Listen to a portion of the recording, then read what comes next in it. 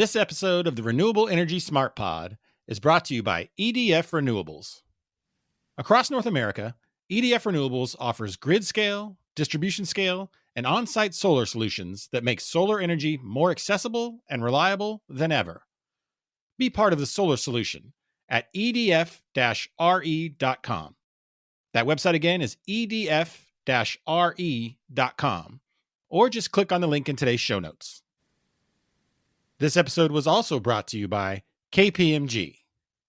This year, KPMG canvassed hundreds of U.S. executives across the renewable energy industry and found that industry momentum is being fueled by three key factors: demand, innovation, and incentives. Visit kpmg.com/US to explore the detailed survey results, or just click on the link in today's show notes.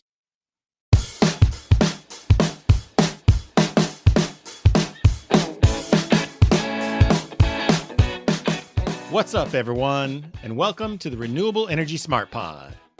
I'm your host, Sean McMahon, and in a few minutes, I'm going to be joined by Suzanne Leta, the Vice President of Policy and Advocacy in the Americas at Fluence. Fresh off of a busy week at RE+, Suzanne and I are going to do a deep dive on tax incentives related to the Inflation Reduction Act, with a particular focus on domestic manufacturing. You see, the build-out of a domestic, or at least friend-shored, supply chain for batteries is a key component of the energy transition in the U.S. So Suzanne is going to walk us through all the policies, and of course with the election looming, the politics, related to achieving that goal. Suzanne will also share her insights on the load that data centers powering AI are placing on batteries and the rest of the grid, and how smart utilities and other organizations are planning to manage that increased energy demand. If you haven't already had a chance, please check out our two other episodes that focused on RE+. We heard from Jessica Libby at KPMG and Ryan Pfaff from EDF Renewables. The two of them discussed all the hot topics that were buzzing around Anaheim during the show. And of course, Climate Week has officially kicked off in New York City. So coming up later this week, we're going to have another conversation focused on batteries as Roger Mixad, the President and Executive Director of Battery Council International, is going to stop by to talk about the expanding role that batteries are playing in various corners of the renewable energy industry. Looking a little farther down the schedule, we'll also be hearing from Wade Gungle at Industrial Sun and Christine Larson from Modern Energy. So lots of great guests and lots of great conversations on tap for this podcast. But right now, let's get things rolling with Suzanne Leta from Fluence. Suzanne, how you doing today? I'm doing great. How are you? I'm doing excellent. Excellent.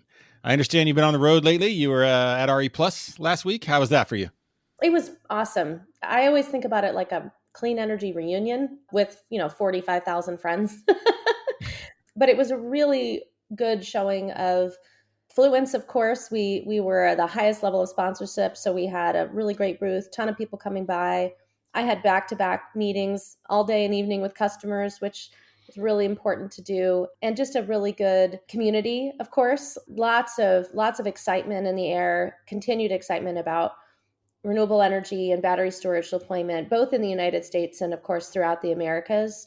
So a very, very positive event. And then I also love attending Solar Fight Night on Tuesday night. I can't help myself. I must dance. So it was a really good week. Well, that's great. That's awesome. It's definitely the conference season is in full swing here. So what are some of the hot topics on everyone's mind, across the industry, not just at RE+, but, as we push into the fall, what are people thinking about? One of the topics that everyone is talking about is domestic manufacturing and what it means for our industry, and specifically what's happening with domestic manufacturing in battery energy storage. And that is a topic that I have been both educating broader audiences about. It's one that I spoke about at RE+, and also that I'm talking to a lot of our customers about, as well as decision makers in Congress and with the Biden administration. We are really at an exciting time where we finally have the two core incentives that are both driving the manufacturing of battery storage and renewable energy products and the purchasing of those products from project owners. So I've spent a lot of time talking about the manufacturing tax credit, which is 45X, that passed as a part of the Inflation Reduction Act, as well as the domestic content bonus credit, which is a plus up that the project owner gets. And that also is a new development that came out of the Inflation Reduction Act, of course, in addition to a few other bonus credits and the extension of the investment tax credit and the production tax credit. So those are coming up quite a bit. And of course, Fluence is really in the lead in terms of what we're doing with manufacturing in the United States. We are the only battery energy storage product for utility scale applications that has a U.S. manufacturing presence such that we can deliver a domestic content bonus credit qualifying product starting in early 2025. So it's been really exciting what we're doing. We just had our modules come off the line the week of RE+, and then our domestic modules in Utah, and we're having our cell manufacturing in Tennessee. We're looking at onshoring other products and components as well. So that's coming up quite a bit, as well as customer questions about how you do comply. The compliance process is not super straightforward, although some of the more recent guidance made it more straightforward. So really doing a lot of education on how you can comply using Fluence products and the compliance process in general. Okay, and just for our listeners, what percentage of the product has to be manufactured domestically in order to qualify for the credit? It depends on which type of tax credit you're taking. So if you take the investment tax credit, you only have to have 40% of the hardware associated with the project that is domestically produced. How you show 40% is a bit complicated, and I can walk you through that if you'd like, but that's the minimum domestic content percentage for the ITC. For the PTC, it's different. For the PTC, it's 40% this year, but then starting next year, it increases by 5%, and then it increases annually by 5% until 2027, when it caps at 55% for the rest of the duration of the PTC. Are there any battery products out there right now that are 100% produced in the U.S.? I know there's products that have high percentages, but I mean, if you look at all the raw materials on through to delivery, are there any products out there that are 100%? No, is the short answer. But we can eventually get there, but it's going to take a lot of time. What the 45X manufacturing tax credit does is incent the manufacturing of the key components of the products to occur in the United States. For battery energy storage systems, that is primarily cells, modules, and inverters. It does incent all the other critical minerals. You don't have to have the critical minerals made in the United States to qualify for the domestic content bonus credit as the project owner. And that's good, at least in the near term, because it's hard enough getting the most expensive, most capital intensive components to be produced here in the United States. And those are the cells, the modules, and the inverters.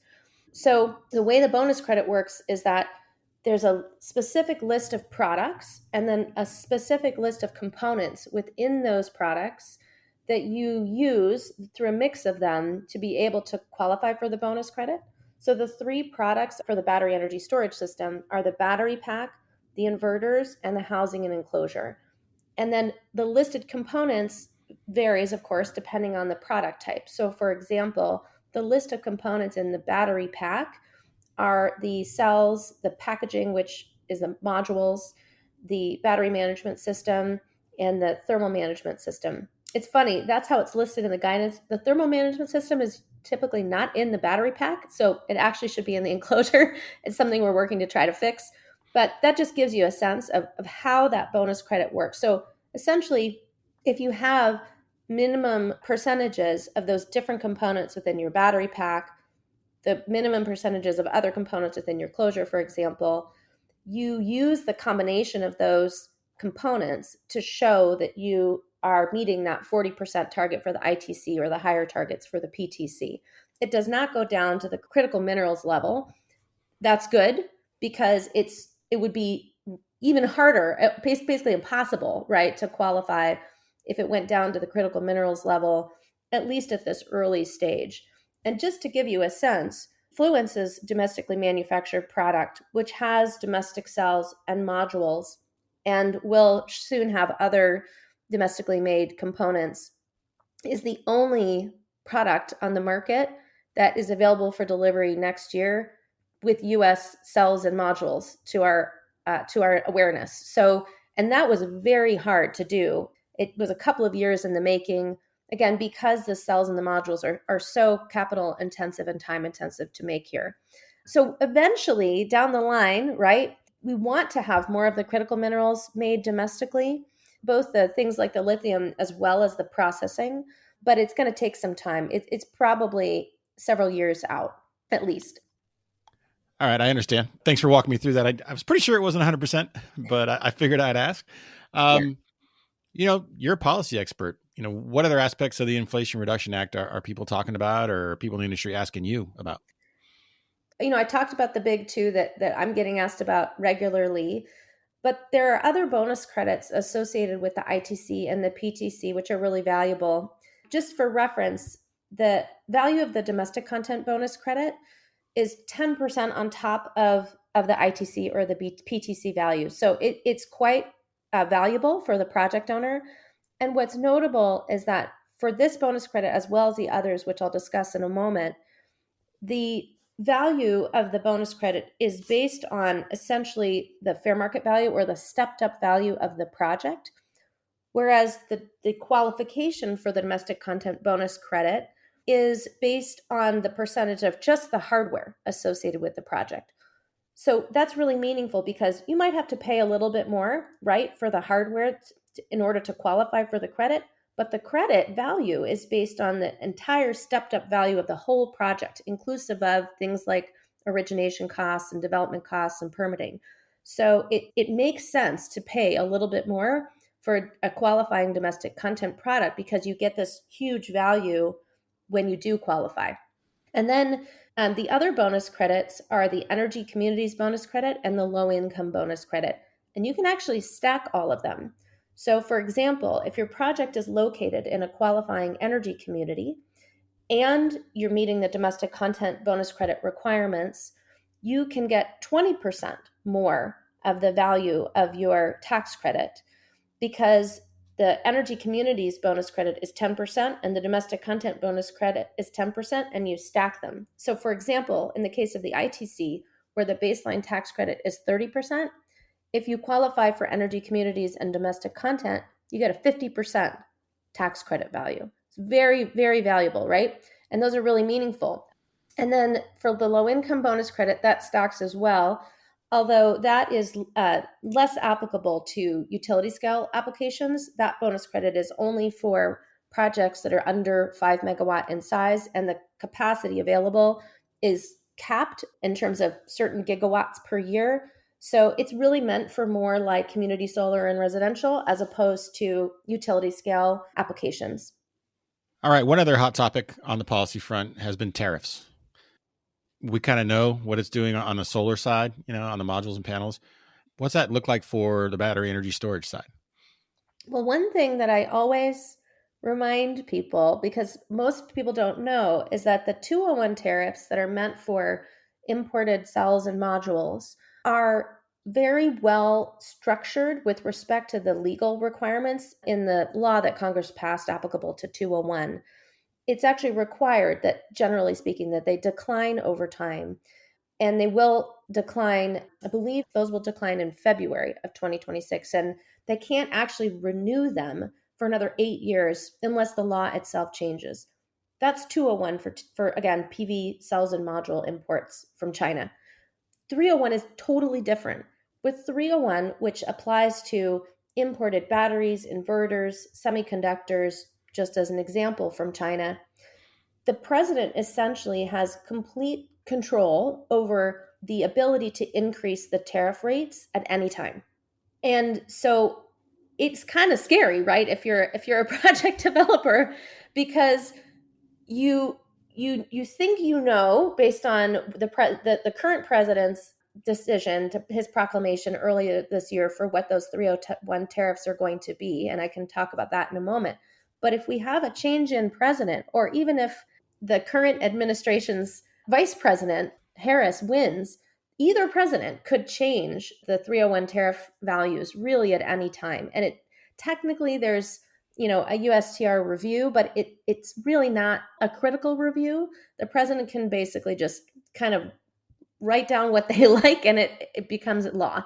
So there is some risk there with respect to 301 tariffs for those products that it can impact.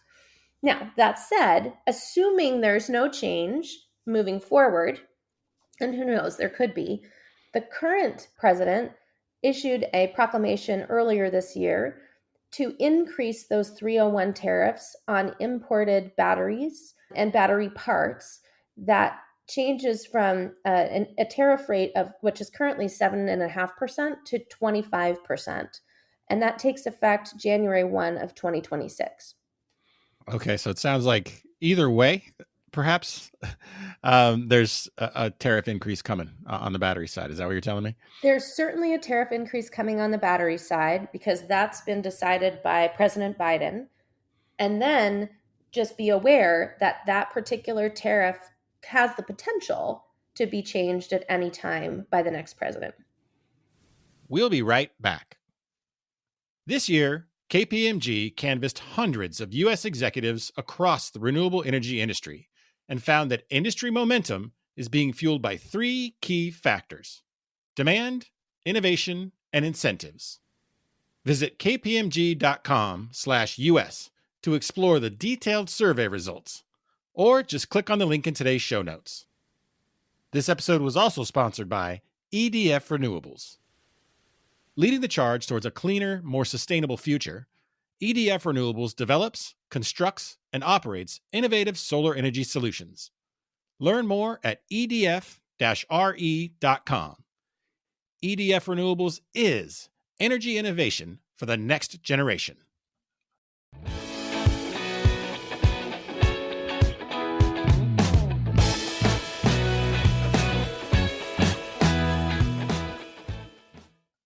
And now back to my conversation with Suzanne Leta from Fluence. Politics is a hot topic. You're a policy expert. What other questions are folks asking you about possible change in administration and what impact that'll have on either the broader renewable sector or specifically to battery storage? Yeah. The first thing to note is that renewables are extremely popular. Battery storage is very popular in terms of the American public. And the market fundamentals are really strong, regardless of who is president. The real question is, will there be any changes to some of the most critical tax credit provisions by Congress, depending on the outcome of the election? And then will there be any changes to the tariffs, as I mentioned, or to the regulations implementing some of those critical tax provisions made by the next president? Those are the two big national policy topics that I get asked regularly. Let me speak to the former, and then I'll speak to the latter. So with respect to whether or not Congress may make some amendments to some of those critical tax credit provisions, we're not expecting to see any amendments, of course, this year, right? Because we know who Congress is, and post-election, that won't change until January 21st of next year.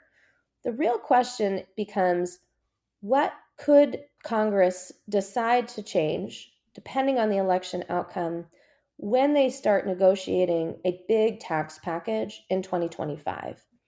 So there's a lot of work being done now to educate Congress members, especially Republican members of Congress, where there's strong manufacturing and project deployment in their districts in the United States, about how important those tax credits are to economic development and energy security in their districts, to their constituents.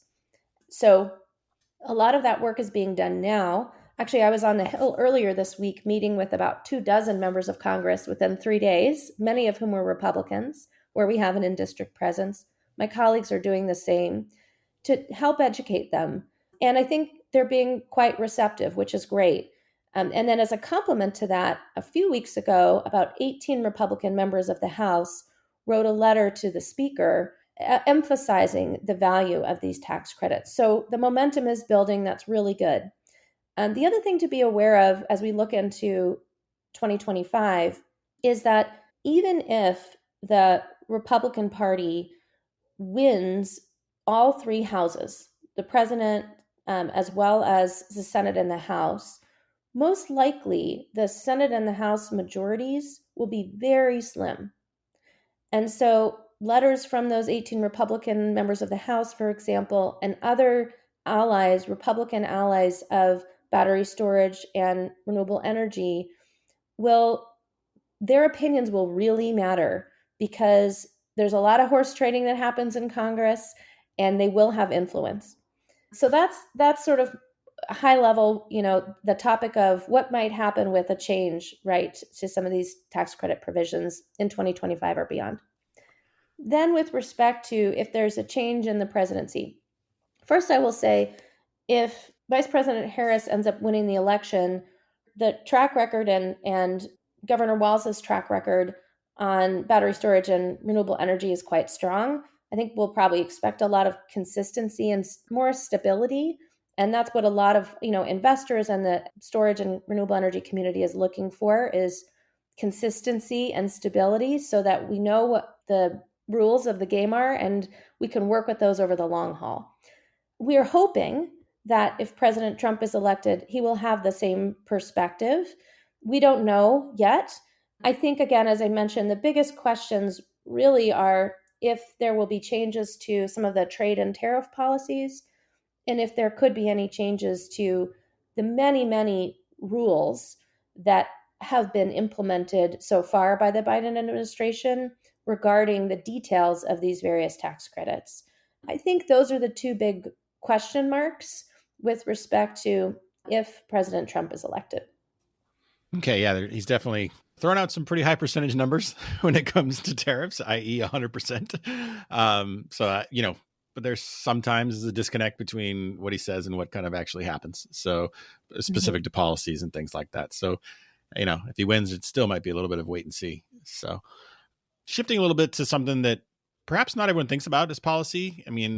Obviously, I know Fluence has got a huge asset performance management, aspect to your business, but cybersecurity, a lot of folks think about energy now as what our vulnerabilities might be, and there's a policy role there.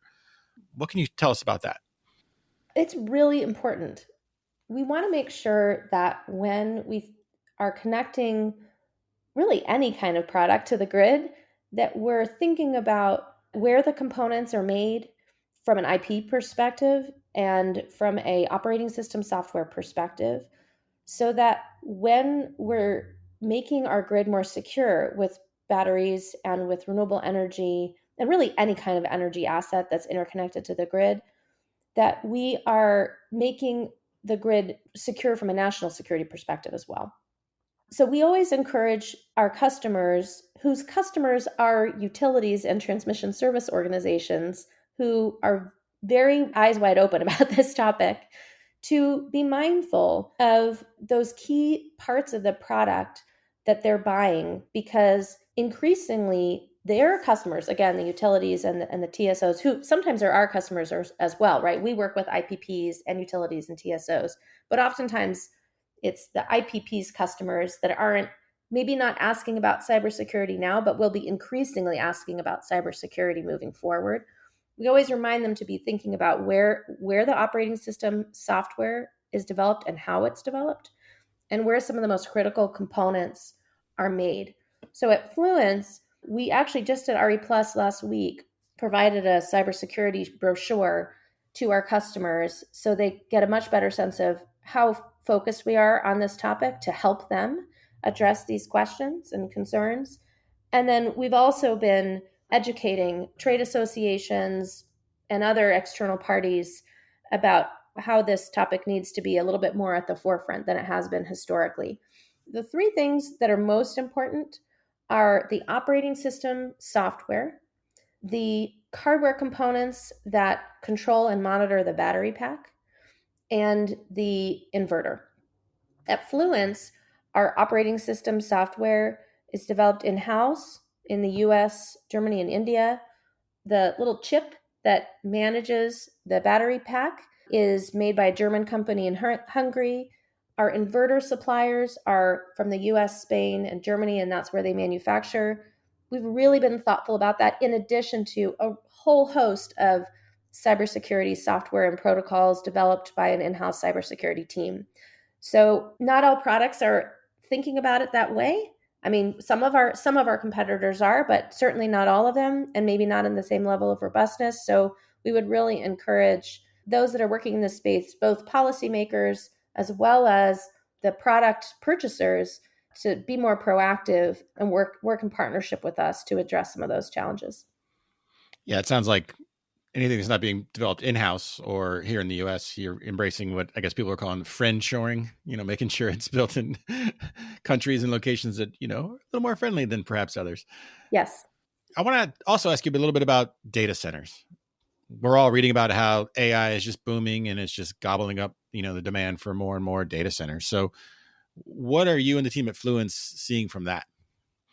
We think there's really important relationships between data centers and battery storage systems in many different ways. The first thing is that battery energy storage provides so many different values from an energy security perspective that data centers and those serving them also need. Number one, right, we have ancillary and capacity services. That's the how many standalone battery energy storage systems are being developed in Texas right now, or that are already connected to the grid, is a great example of that. Number two, it can integrate renewable energy resources. That's why we're seeing so many solar plus storage hybrid systems, right? Because it extends the availability of the power from a solar system. And I think we're going to see more of battery plus wind systems as well moving forward. And then number three, which a lot of people don't know, is that you can use storage as a transmission asset. Many of our customers in Europe are TSOs because they're utilizing the storage systems to make their electricity grids more robust. It's this, you can use storage similarly to other types of non-wires solutions, and we should be doing much more of that in the United States than we are today. And it's not to say that we don't need wires-based solutions. We do, but we should also be maximizing all of the available technologies that are non-wire solutions, inclusive of battery storage. And how that relates to data centers and AI is severalfold. First, the data centers that we have historically deployed in the United States are not hyperscale data centers. So they have a lot of power demand, and they're certainly utilizing clean, firmed power to meet that demand. But hyperscale, AI hyperscale, is a very different beast. Let me stop you right there real quick. The term hyperscale, I've heard it a few times and I'm familiar with it, but I think some of our listeners, that might be new to them. So what are we talking about when we're talking about hyperscale? Sure. So please note that I am not the AI expert or the hyperscale expert, but essentially hyperscale is a data center that's running AI as opposed to a data center that is really more for your traditional data storage. And the hyperscale AI is much more energy consumptive, and that's the big difference. So before I talk about hyperscale and how its relationship to battery storage, I will say that already with our typical data center development in the United States today, battery storage plays a really important role. So, for example, our Fluence product was deployed at an Ørsted site that just completed construction or is very close to completing construction in Arizona. It's the fifth largest battery energy storage system in the world. It's a PV plus battery system, and it is primarily serving Meta. So we have great examples of how storage is serving data centers now, of course, in the United States and elsewhere. But hyperscale is a bit different because it's just even so much more power demand. And the challenge is how that demand can be met in terms of speed and scale and interconnection to the grid as clean as possible. That's not an easy challenge to solve for, especially when the assets that utilities have already invested in, the generation and transmission assets, were primarily developed to serve their traditional rate base, right? Residential ratepayers and C&I ratepayers. And so there's a lot of meaty topics that have come up related to cost allocation, how you serve these facilities, and how clean and how quickly can you do it. Where storage can really play a role, in addition to the other things that we've already talked about, right, which storage is doing today, is I think that if we think a little bit more about how we can serve some of those hyperscales data centers behind the meter with a mix of solar, storage, maybe some fossil fuels, right? We can serve those systems with power more quickly, and we can help address some of the transmission and interconnection challenges. With a battery storage behind the meter, it could help perhaps interconnect that data center faster because you don't rely on as much interconnection. And then in addition to that, the storage system itself can, again, serve multiple purposes, including as a transmission asset. So I think there's a very important role for battery storage in the case of AI and hyperscaling. And then separately, AI is a really important tool for all of the software associated with battery energy storage systems as we continue to learn and maximize operating revenue and performance, and of course, help the asset maximize revenue in terms of the way that it can bid into wholesale markets. That's always kind of funny when we talk about AI being used to manage how to power AI, and I just think it's a fun little circle of thought we have to think about. So looking ahead, I always ask guests on this show for their bold predictions. Setting aside the piece about the election, because obviously that's going to change some things, and a policy expert like you, that's probably pretty front of mind. What other bold predictions could you make that might be election proof, I guess we'll say, or any bold predictions about what the landscape is going to look like for the battery energy storage sector in, say, 2 or 3 years? Well, I think the first thing is that the global battery storage market is growing incredibly fast. The front of the meter additions are on track to hit about 158 gigawatt hours annually by 2030. And that's according to Bloomberg's 2023 energy storage market outlook. And we might likely surpass that, right? I mean, most of the time, and Bloomberg does amazing work, but if they will self admit that when they do predictions on battery storage deployments, as well as other types of clean energy deployments, regularly those predictions are surpassed. So there's incredible growth. That's the first thing. I don't know if that's a bold prediction, but I guess my bold prediction related to that is I expect the predictions of most of the market intelligence firms to be wrong, and for that deployment to be much faster and much larger. The second thing is that I think our leading IPPs, utilities, transmission service operators really need to be thinking more about how to manage a variety of different risks and think about their battery storage supply chain and software solutions much more comprehensively, and the partners they work with more comprehensively to manage those risks, whether it's trade and tariffs or policy or product integration or services or safety. You want to be working with partners that are going to be there with you every step of the way. And really, it's better in general to work with an integrator that provides you a complete solution, because then you have, as our president of the Americas likes to say, John Sahernick, you have one back to pat, and you have to go to anybody else. And you make sure that that system is going to serve you in the way that you need to help you for the life of its availability. So I think that's the other, I don't know if it's as much of a bold prediction as much as I would say there's not enough holistic thinking, I think, right now on the part of the purchasers of battery energy storage products regarding that range of risks. And they should be, and I think they will be moving forward, much more mindful about working with partners that can work with them over the life of the system to manage those risks together. Okay. Well, I'll definitely keep track of both those predictions. I guess in gambling parlance, you're taking the over on all the projections of how much energy storage is going to be deployed. So I appreciate that. And Suzanne, listen, let's get together again in about a year, maybe when the dust settles from the election, I guess, if it's settled by then. and kind of see where things are shaping up on the policy front. But for now, I appreciate your time, and thank you very much for this conversation. Thank you. It was great speaking with you, and I certainly hope that it will be settled one way or another. Very much so. Appreciate your time. Well, that about wraps up our show for today. But before we get out of here, I want to say one final thank you to the sponsors of this episode, EDF Renewables and KPMG. If you like this show, please follow us on Apple, Spotify, YouTube, or wherever you get your podcasts. You can also find us on Twitter, where our handle is @RenewablesPod. And if you want to get a daily dose of renewable energy news delivered directly to your inbox, head on over to smartbrief.com and sign up for the Renewable Energy Smart Brief.